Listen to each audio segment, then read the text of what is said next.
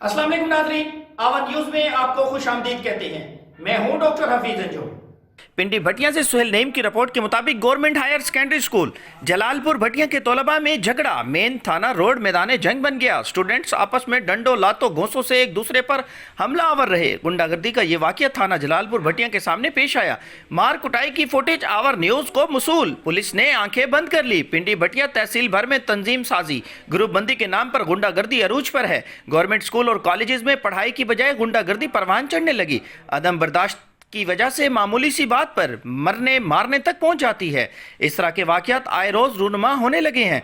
ना तो इंतजामी इदारों और ना ही कोई पुलिस की जानिब से एक्शन लिया जाता है। ये वाकया भी जलालपुर भटिया थाना रोड पर पेश आया, जिसमें तलबा की आपस की मामूली तहल कलामी जंग की सूरत इख्तियार कर गई।